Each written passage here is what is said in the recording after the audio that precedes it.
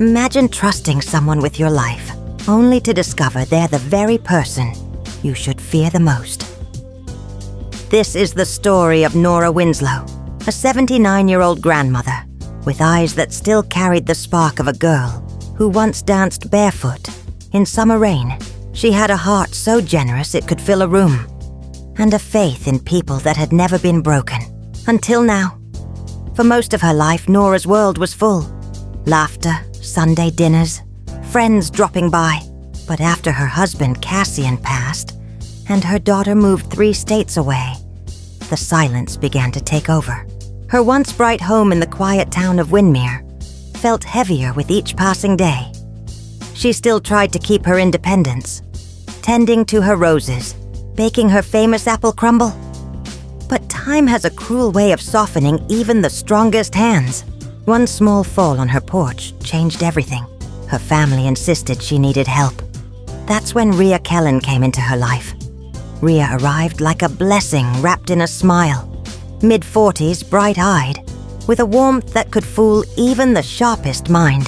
She had glowing references, spoke gently, and seemed to understand exactly what Nora needed before she even said it. She cooked, she cleaned, she listened.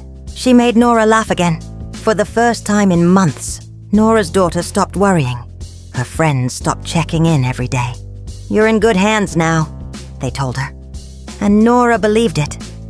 But what happens when the person hired to protect you becomes your greatest threat? It didn't start with a scream or a fight. It started with small things, whispers of wrongness. A favorite mug chipped when Rhea was alone in the kitchen. A family photograph moved to a different shelf.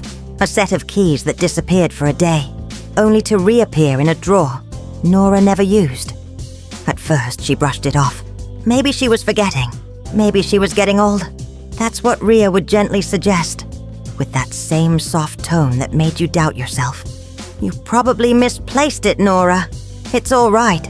We all do it sometimes." But deep down, something in Nora's gut stirred. A quiet voice whispering, "No, that's not right." The walls of her home, the one she and Cassian built from years of love and hard work, began to feel different. Heavier. The kind of heavy that isn't about air, but about presence. Like someone else's shadow was slowly stretching across the life she had left. Her family called often, but when Nora tried to express her unease, they dismissed it with love. "Mom, Rhea's been a godsend. Maybe you're just overthinking." They didn't mean to hurt her, but their doubt stung. It planted a seed of silence inside her, the kind that grows in the dark. That word, forgetful, became her cage. Every time she mentioned something odd, it was used against her. Every time she noticed something missing, her mind was questioned, and that's when fear began to turn into resolve. You see, Nora wasn't naive. She'd lived through storms, loss, and loneliness. She knew when something, or someone, was off. But this was different. This was personal. It wasn't about things being stolen. It was about her being erased piece by piece. Have you ever felt that? The kind of dread that creeps in quietly. Not with a bang, but a whisper. When you start wondering if the danger isn't outside your door, but already inside your home. That was Nora's life now. She began noticing how Rhea's cheerfulness felt forced. How her eyes lingered too long on the jewelry box in the bedroom. How she asked too many questions about what Nora's daughter sent her each month. The trust that once brought comfort now felt like a trap. And as the walls of her house seemed to close in, Nora realized something chilling. She wasn't just losing her belongings. She was losing her reality. How far would you go to prove you weren't just a confused old woman? How would you fight back when everyone you love thinks your fears are only in your mind? Because this isn't just a story about theft. It's about quiet courage. About one grandmother's brilliant, unseen war for justice. Waged not with strength, but with patience, wit, and unbreakable spirit. Stay with us, because what comes next will leave you stunned and remind you why you should never underestimate the quiet ones. If you believe in justice served cold, make sure you're subscribed to Payback Stories. What happens next will shock you. Nora Winslow's life was a mosaic of memories, fragile pieces of love, loss, and time, each one carrying the weight of a story. Her home, a modest white cottage with peeling paint and rose vines crawling up the porch rail, was her sanctuary. Inside, everything had its place. Photographs lined the hallway. Her wedding to Cassian, their 2 children growing up in the same backyard, holidays filled with laughter. The air always carried a faint scent of lavender and cinnamon, her signature mix. Each shelf and drawer told a story.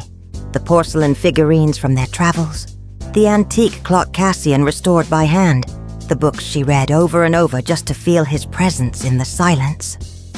When she fell, a small slip on the front steps after a morning rain, her family panicked. It wasn't serious, but to them it was the final sign.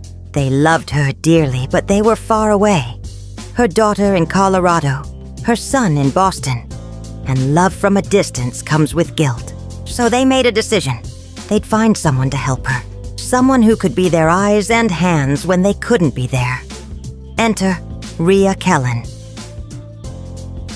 Rhea came from a local care agency with an impeccable record. She was in her mid-40s, warm and well-spoken. Her dark hair was always neatly tied back, her voice calm, her movements graceful. She had this air of competence that made people trust her instantly. She called Nora sweetheart in a way that didn't sound forced, and she laughed easily, a soft, honeyed sound. For the first few weeks, Rhea was a blessing. She took over household chores Nora had begun to struggle with.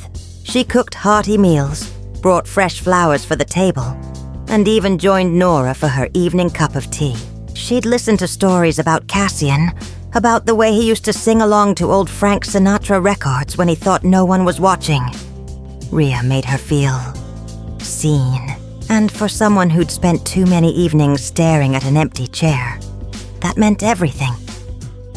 Nora's daughter, Lena, called one night, her voice full of relief. "Mom, you sound so happy. I'm glad we found Rhea. She's perfect for you." And Nora smiled, believing it was true. For a time, it was. Until the day something small went missing. It was her mother's pearl ring, an heirloom passed down through 3 generations. Nora rarely wore it, but she kept it in her jewelry box by the window. One afternoon, it simply wasn't there. She searched everywhere, under cushions, in drawers, even in her knitting basket. Nothing.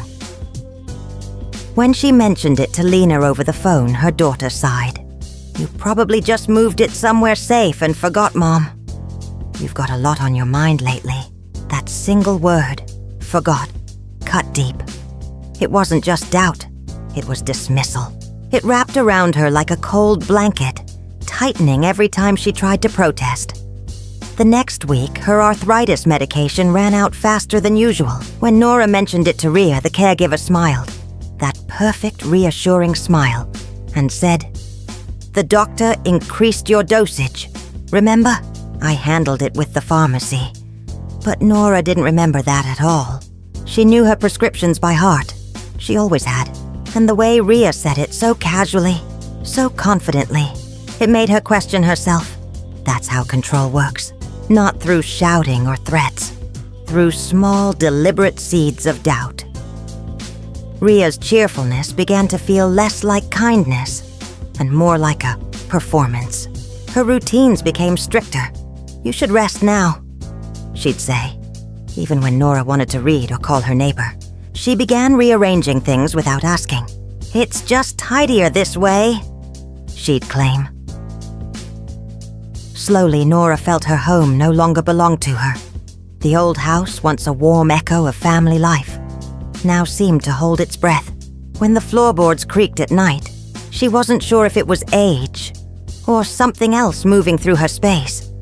Her once cherished independence, as sturdy as the oak tree outside, began to crumble. And when she tried to talk about it, no one truly listened. "You're lucky to have someone like Rhea," Lena said. "You just need to relax. It's a big adjustment."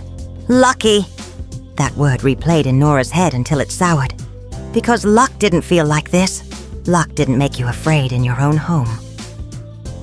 One evening, Rhea caught Nora looking through her jewelry box again. "Still searching for that ring?" Rhea said with a small chuckle. "Maybe it'll turn up when you stop looking so hard." There was something behind that smile. Something sharp and knowing. That night, Nora couldn't sleep. The wind pressed against the windows, and every shadow felt alive. Her mind kept circling the same thought. What if I'm not imagining this? What if she's really taking from me? Not just my things, but my trust, my life, piece by piece. She sat in her armchair, clutching an old photo of Cassian. His calm eyes seemed to tell her, "You're not crazy. You know what's real." The next morning, she watched Rhea move about the kitchen, humming softly, acting as if nothing was wrong. But something was wrong. Nora could feel it. The atmosphere had changed, thick with tension, unspoken questions, and the faint scent of deceit. She wanted to confront her, to demand answers. But what would she say? What proof did she have? Everyone already thought she was forgetful. One wrong move, and she'd lose even that small sliver of credibility she still held. So instead, Nora stayed quiet. She smiled. She played the part, because sometimes silence isn't surrender. Sometimes it's strategy. What do you do when the only person who believes you is the one everyone else trusts completely? For Nora Winslow, the answer would change everything. The battle between Nora and Rhea never began with shouting. It started in silence, in the long pauses between words, in the polite smiles that no longer reached the eyes. It was a quiet war, waged not with weapons, but with awareness. Rhea still came every morning, humming softly as she made tea, dusted shelves, and asked Nora if she'd slept well. And every morning Nora answered as if nothing were wrong. But behind that gentle voice and tired smile, her mind was working, watching, remembering, because she was certain now. Something was being taken from her. At first, it was small things. A silver spoon from Cassian's collection, a framed photo from the hallway, an envelope of cash that had been tucked away for years. Each loss stung, but the worst part was the gaslighting. The way Rhea could twist truth into fog with a single sentence. "You must have dropped it somewhere, Nora. You've been misplacing a lot lately." Each word was a seed of doubt, carefully planted, and soon, Nora began to feel the walls closing in. Her home no longer a refuge, but a stage.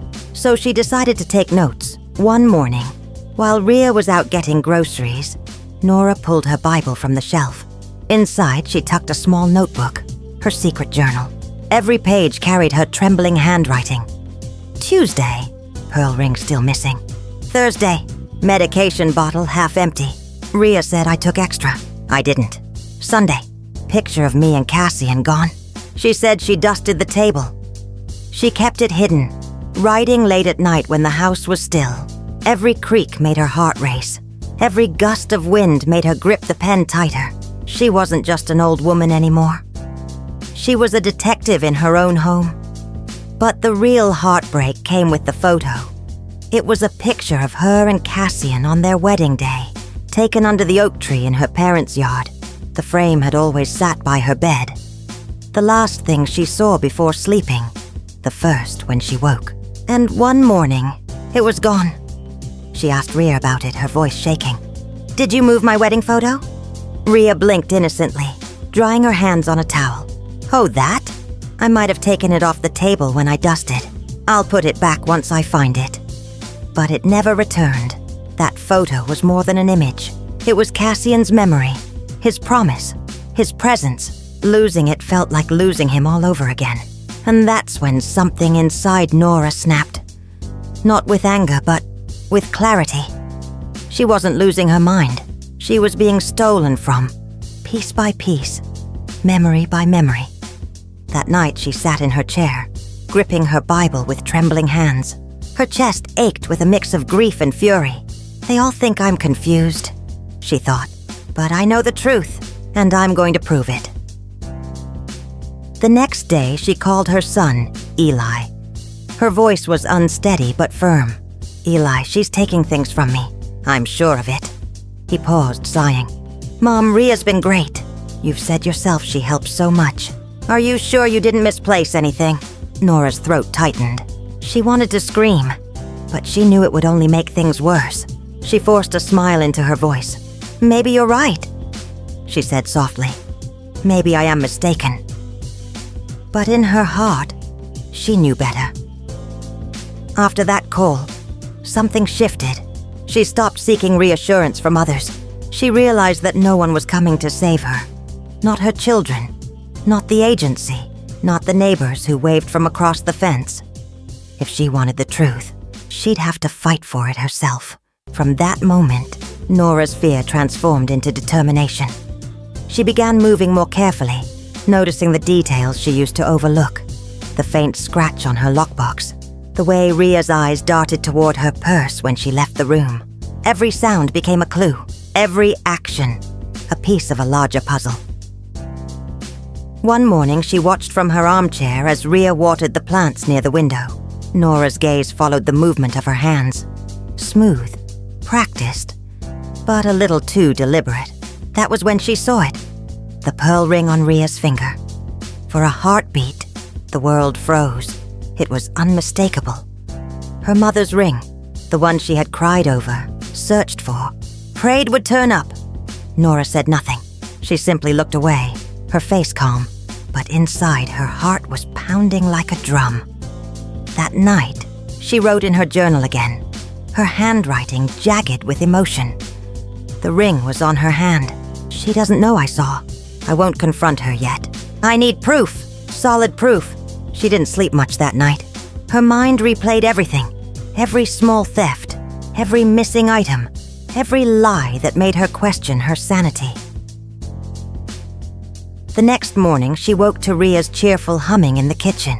It sounded different now, hollow, false, like a tune played out of key. As she sipped her tea, Ria asked, "Feeling better today, sweetheart?" Nora looked up slowly, her voice soft but deliberate. "Yes, I'm just thinking about making a few changes around here." Ria smiled, not realizing the meaning behind those words. Because Nora Winslow was done being the victim. She wasn't just surviving anymore. She was planning. Her home might have become a trap, but she was about to turn it into something else entirely. Sometimes, silence isn't weakness. It's the moment before the storm. And for Nora, the storm was coming. The day Nora Winslow finally saw the truth, the world outside was gray. The kind of gray that makes the air heavy and the silence too loud. She sat in her favorite armchair near the window, her blanket tucked over her knees, pretending to nap. Her breathing was steady, her eyes half closed. But behind those lashes, she was wide awake, watching. For days, she'd been planning this. She wanted to see it with her own eyes. Not to imagine, not to suspect, but to know. Ria was moving through the house, humming as usual that same lilting tune that once sounded comforting, but now grated against Nora's nerves. She moved easily, confidently, as if every room already belonged to her. Nora's heart thudded quietly as she watched through slitted eyes. Ria passed the bookshelf, then paused near the mantel where Cassian's old pocket watch sat, the one he'd carried every day of their marriage. Ria ran her fingers over it, admiring the shine, before slipping it into her apron pocket, as naturally as breathing. Nora's stomach dropped. Her lips parted slightly, but no sound came out. She watched Ria move toward the curio cabinet, her sacred space, the one filled with keepsakes from a lifetime. Ria opened the glass door, reached for a small velvet box and opened it. Inside was the music box Cassian had given Nora on their 40th anniversary. The tiny ballerina spun to a soft, familiar melody that filled the room. Haunting. Fragile. For a moment, Ria just stared at it. Then she closed the lid with a soft click, tucked it under her arm, and turned toward the bedroom. That's when Nora saw it. The real Ria, not the sweet caregiver with gentle hands, Not the woman who laughed over tea and promised to keep her safe. No. What she saw now was cold calculation, a quiet arrogance, the way Ria's eyes scanned the room, assessing value, the casual confidence of someone who had done this before. And the worst part? She looked comfortable. Every sweetheart, every reassuring smile, every act of kindness, it had all been a mask. Nora's chest ached with betrayal so deep it felt physical. Her fingers clenched the blanket. Her breath caught in her throat. All those nights of doubt, all those moments she questioned her own mind. They weren't confusion. They were warning signs. She wanted to scream, to leap up, to shout, "I know what you're doing." But she didn't. She stayed still, breathing shallow, letting the betrayal sink in fully. Because in that moment, Nora realized something powerful. Ria's biggest mistake wasn't underestimating her strength. It was underestimating her patience. Ria was stealing not just jewelry or money. She was stealing dignity, the right to feel safe, the peace that comes with trust. And that, Nora decided, was unforgivable.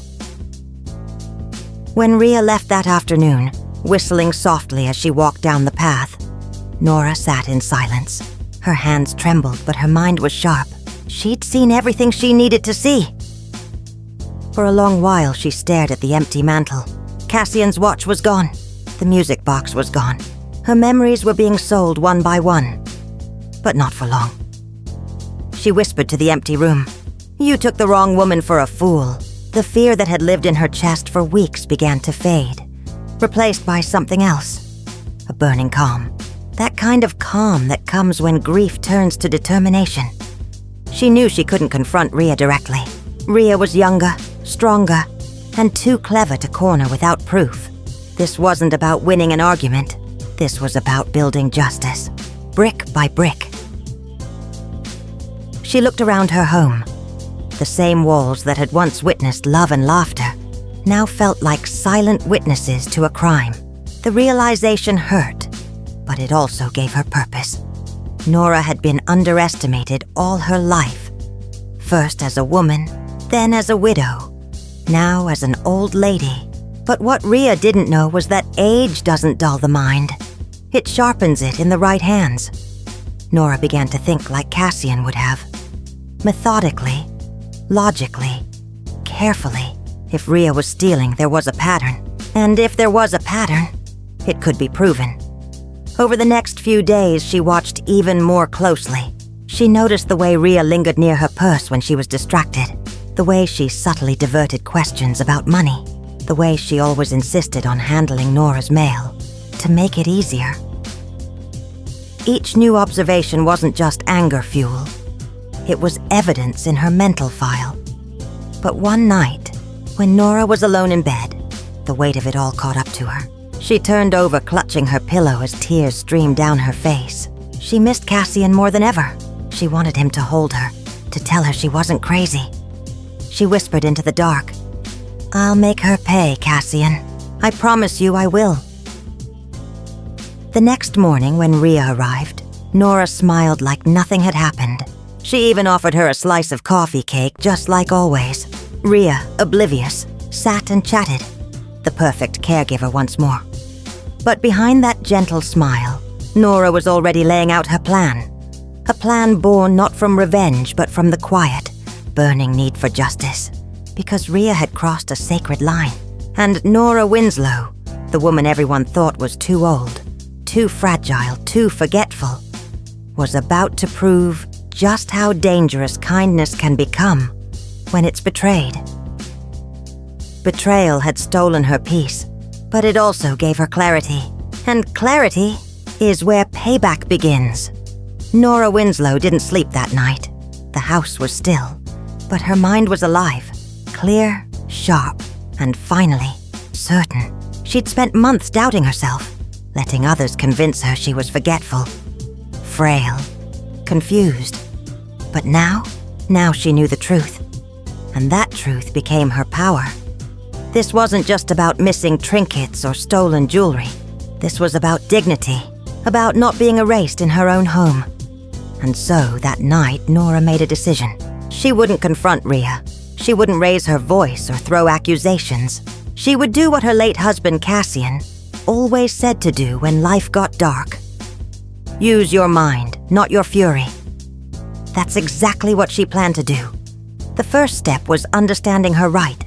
She picked up the phone and called her old friend, Daniel Crane, a retired lawyer she'd known for years. Her voice shook as she explained what was happening. Daniel listened in silence, then said gently, "Nora, as long as you're of sound mind and it's your home, you can install security cameras in any common area. It's perfectly legal." That was all she needed to hear. The next morning, she called her son, Cassian Jr., careful not to sound alarmed. "Sweetheart," she said lightly, "I've been feeling a little uneasy lately. Maybe it's silly, but I think I'd like to set up some cameras in the house. You know, for peace of mind." Cassian Jr. didn't question it. "That's a good idea, Mom. I can walk you through it online." Perfect. Together, they picked out discrete options. A digital clock for the living room, a smoke detector for the hallway, and a charger block for her bedroom. Small, subtle, easy to miss. When the packages arrived 2 days later, Nora's heart pounded. She unpacked each device carefully, hands trembling slightly from arthritis, but steady with purpose. She watched tutorials. She wrote down notes. It took her nearly 3 hours to set up the first one, another 2 for the second. But when the final green light blinked on, a quiet smile curved her lips.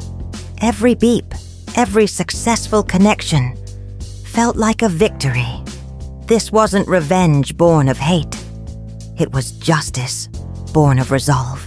Because she wasn't just doing this for herself. She was doing it for every elder who'd been dismissed, silenced, or doubted. The next phase was bait. She knew Rhea's patterns now. When she lingered in the rooms, when she grew curious about certain items, so Nora crafted the perfect trap. She made a show of mentioning an upcoming doctor's appointment across town. "A long one," she said casually over breakfast. "They'll be checking my blood pressure and my vision again. Might take hours." Rhea smiled, reassuring as ever. "Don't you worry, Nora. I'll tidy up while you're gone." Nora nodded, her heart calm but her mind blazing. The night before the appointment, she set the final stage.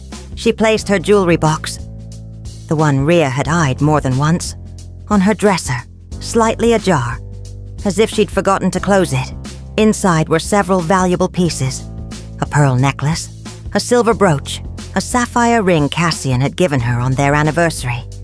Then she left her medication box in plain sight on the bathroom counter, the one Rhea had once claimed to organize for her. The morning arrived. Nora dressed neatly, took her handbag, and left with her neighbor, Mrs. Whitlow, who thought they were headed to an appointment. But instead of a clinic, they drove to the cafe across town. Just far enough to sell the illusion.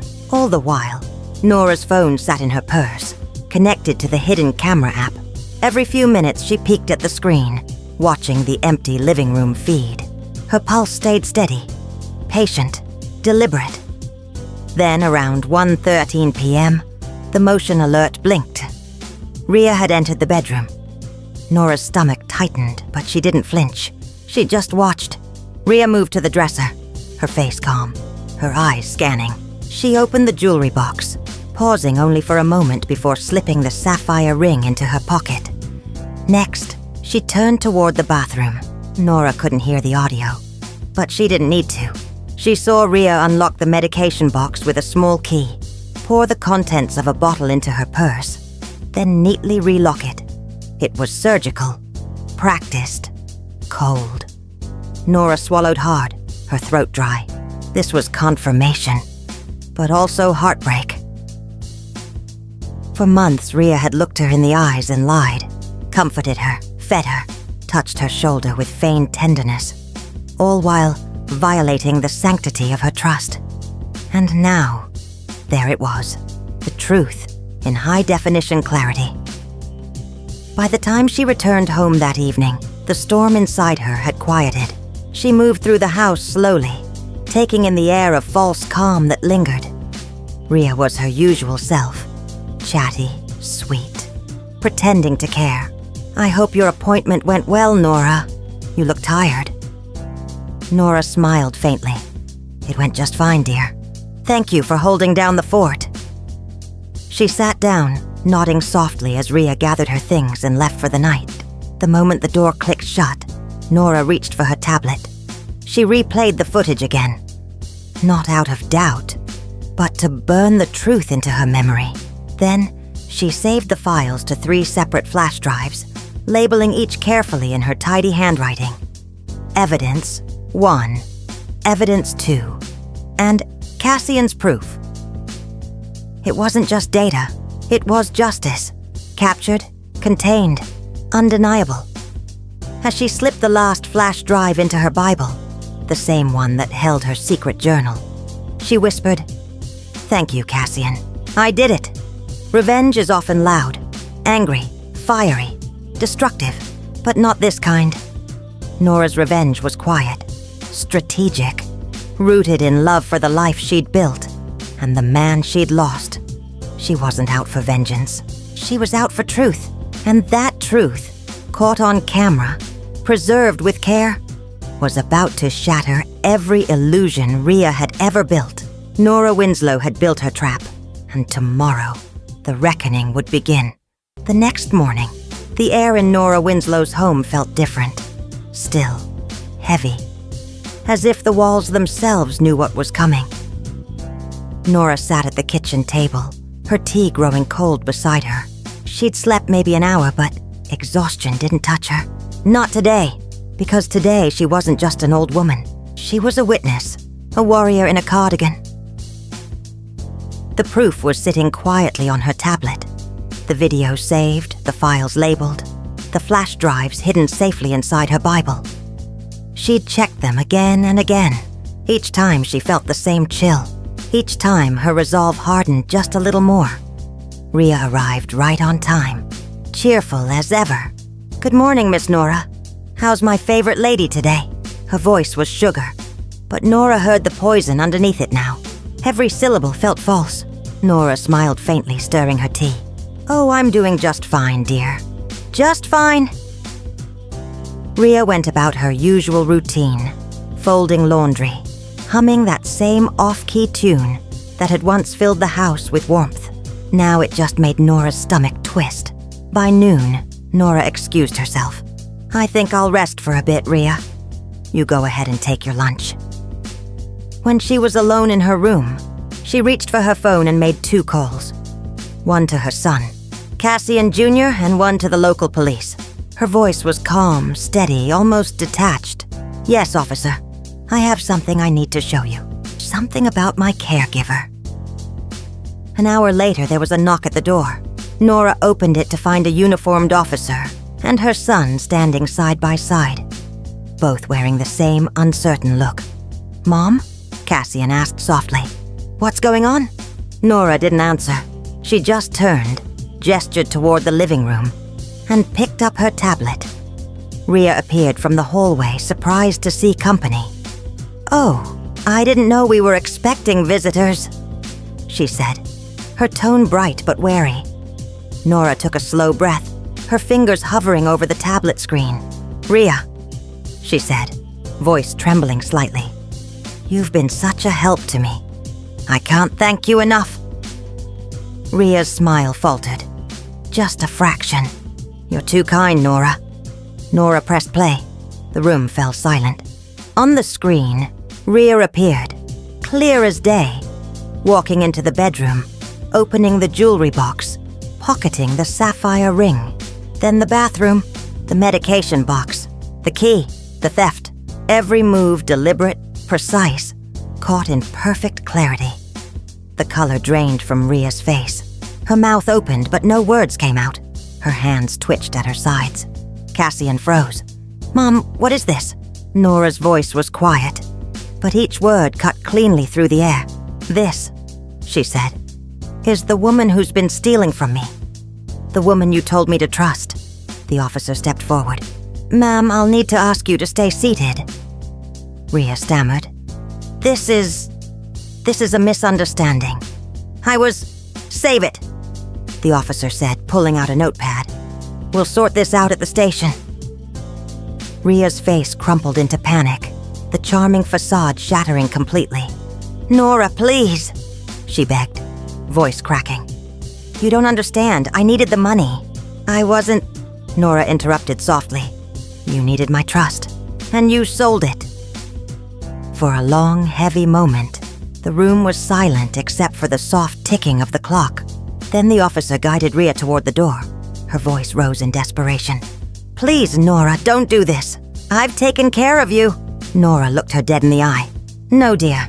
You took care of yourself." The house was quiet again.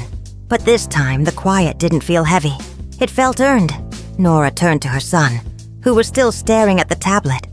Disbelief etched across his face. "Mom," he said softly. "I'm so sorry. I didn't believe you." Nora reached out, her wrinkled hand covering his. "I know, but now you do." He hugged her, gently, like she might break. But she didn't. She felt stronger than she had in years. The officer returned briefly after escorting Rhea out. "Mrs. Winslow," he said, respectful now.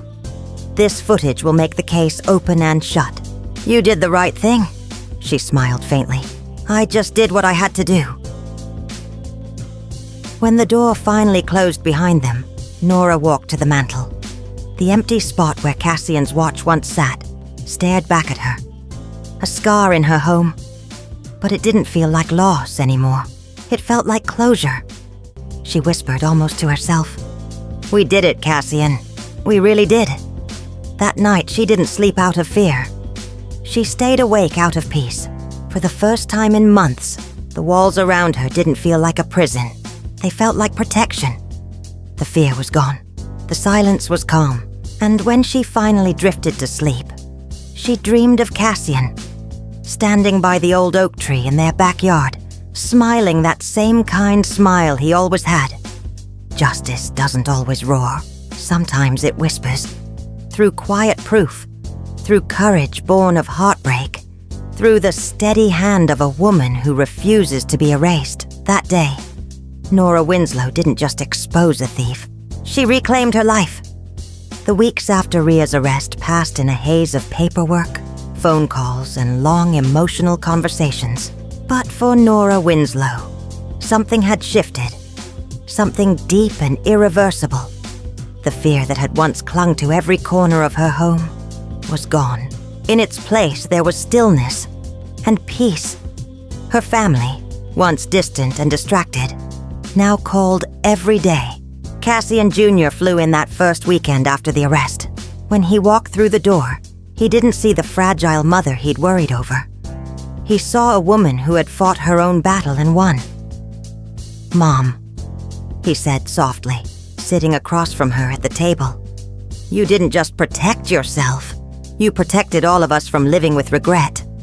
Nora smiled. "I just wanted to be heard." And finally, she was. The case moved quickly. The footage she'd captured left no room for doubt. Rhea was charged with theft, fraud, and elder abuse. She pled guilty. The agency that had hired her faced scrutiny, too. They'd ignored complaints, skipped proper background checks. Nora's lawyer, Daniel, her old friend, made sure that negligence didn't go unpunished. Within months, a settlement was reached. The sum wasn't astronomical, but it was enough to make a difference. Enough to acknowledge the pain she had endured. Enough to say, "We believe you." But money was never Nora's goal. Her victory was truth, dignity, justice. She knew exactly what she wanted to do with the settlement. When Cassian Jr. suggested saving it for comfort in her later years, Nora shook her head. "Comfort's never been my problem," she said softly. "Silence has. Too many people like me are silenced before they ever get their chance to speak." So she wrote a check, not to a retirement fund, not to a vacation account, but to a cause. She called it Nora's Shield, a small community program built from her story. dedicated to helping other elderly victims of neglect, theft, and abuse. A safe place to share, to be heard, and to get the legal help they deserved. It started modestly. One donated room in a local church basement, a few volunteers, a phone line, and Nora herself sitting at the head of a folding table, greeting every person who walked in. But word spread quickly. Soon others came. Men, women, widowers, war veterans, retirees, each carrying their own story of betrayal and disbelief. They came because Nora's story had given them courage, and they stayed because she gave them hope. Even the police officer who'd handled her case stopped by one afternoon with flowers and said quietly, "You started something, Mrs. Winslow. Something good." As for Rhea, her story ended very differently. Her license was revoked, her name added to the public abuse registry. She faced jail time and the weight of public shame. And though most of Nora's stolen items were long gone, one thing found its way back. Cassian's old pocket watch. A detective had recovered it from a pawn shop 2 towns over. When Nora held it again for the first time, her hands trembled. She ran her thumb over the engraved initials, CW to NW, with love, always. She wound it up. The second hand began to move. Tick, tick, tick. Not haunting this time, but comforting. Time once stolen was hers again. Her house, once a place of dread, now felt alive again. The scent of lavender returned. Photos of Cassian smiled down from the mantel. And the music box, though still missing, played in her memory every time she closed her eyes. Nora Winslow didn't just survive betrayal. She turned it into purpose. Her quiet courage became a shield for others. A reminder that even in the autumn of life, strength can bloom like spring. And so, the woman once written off as forgetful, fragile, and fading became the voice for those the world had stopped listening to. Her home was hers again. Her story, finally her own. Because sometimes justice doesn't come from a gavel or a courtroom. Sometimes it starts with a whisper, a camera, and the unshakable will of someone who refuses to be silenced. So, what's the lesson in Nora Winslow's story? Is it that you should never trust anyone? Or that cameras are the only way to stay safe? No, it's something far deeper than that. It's about listening, about the voices we so easily dismiss. The quiet ones, the older ones, the ones that speak softly because they've lived long enough to know. Shouting rarely changes minds. When Nora first said something felt wrong, people brushed her off. Her family loved her, but they assumed she was confused. The world has a way of making the elderly invisible, as if age somehow dims awareness. But Nora proved that intuition doesn't fade with time. If anything, it sharpens. She taught us that courage isn't always loud. Sometimes it's a trembling hand holding a camera steady. Sometimes it's a fragile voice saying, "I know what I saw." She didn't seek revenge out of anger. She sought it out of truth. Her payback wasn't cruel. It was clean, a restoration of what was taken not just from her, but from her peace, her dignity, her voice.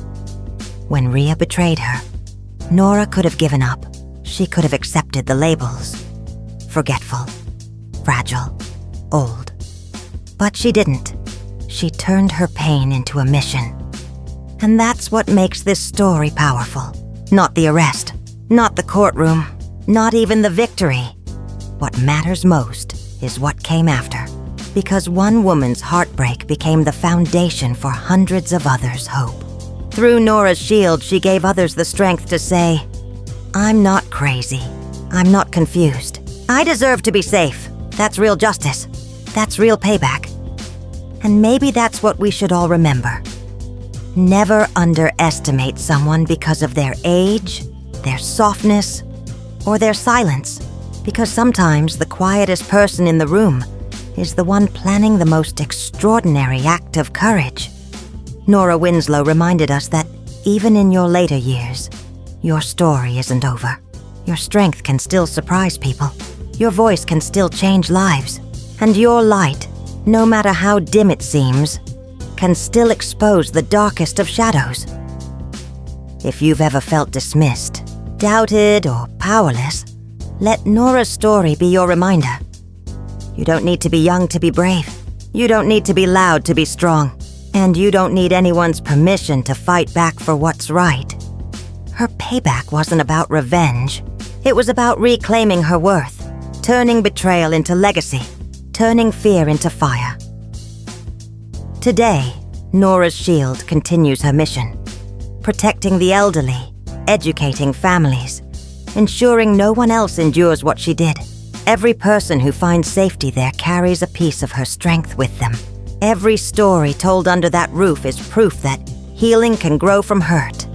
And maybe that's the real miracle of Nora Winslow's journey. She transformed her pain into protection, her quiet war into a movement, her loss into leadership. Narrator, voice steady, emotional. So the next time someone older tells you something feels wrong, stop.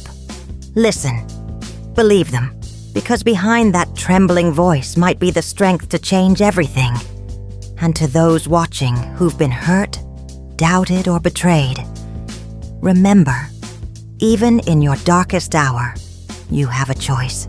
You can surrender, or you can rise. And sometimes, the quietest rise makes the loudest impact. Never underestimate the quiet ones.